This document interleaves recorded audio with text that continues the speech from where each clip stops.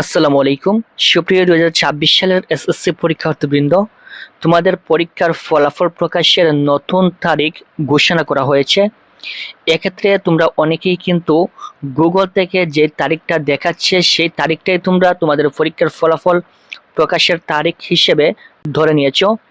এখানে যদি আমরা গুগলে সার্চ করি এসএসসি রেজাল্ট 2026 ডেট, তাহলে তারা এখানে বলছে 20শে জুলাই এই রেজাল্ট প্রকাশ করা হবে।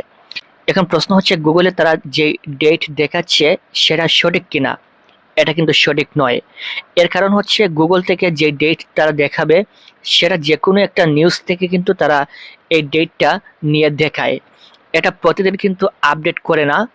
যেমন এখানে এই মুহূর্তে তোমরা দেখতে পাচ্ছ 20শে জুলাই রেজাল্ট পাবলিশ হবে, এটা তারা বলছে অফিসিয়ালি পাবলিশ ডেট 20শে জুলাই 2026। এটা তারা কোথায় থেকে পেল? এই যে নিচে লেখা রয়েছে দ্য ডেইলি স্টার, তারা এই ডেইলি স্টার থেকে পেয়েছে।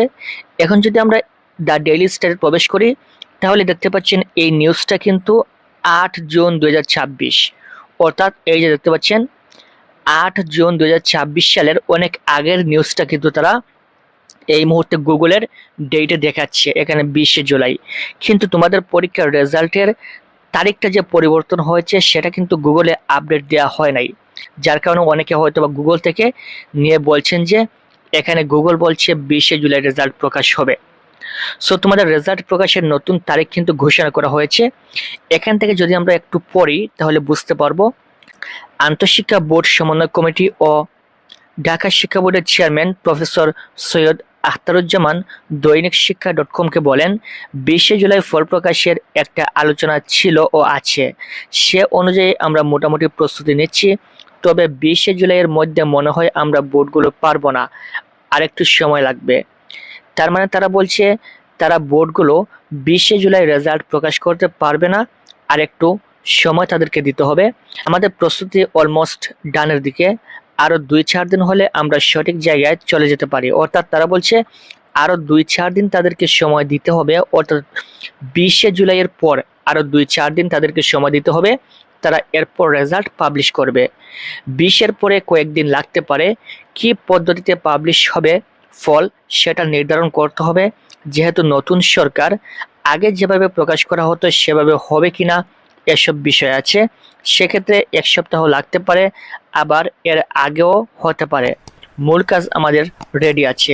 অর্থাৎ তারা বলছে এই মুহূর্তে তাদের কাজগুলো কমপ্লিট এবং সকল বোর্ড কিন্তু একসাথে রেজাল্ট পাবলিশ করার কথা, কিন্তু এই মুহূর্তে সকল বোর্ড একসাথে রেজাল্ট পাবলিশ করতে পারবে না।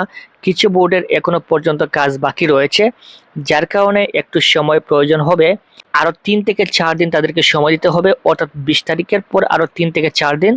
তাহলে আশা করা যাচ্ছে 23 কিংবা 24 তারিখে তোমাদের পরীক্ষার রেজাল্ট প্রকাশ হওয়ার সম্ভাবনা সবচেয়ে বেশি রয়েছে।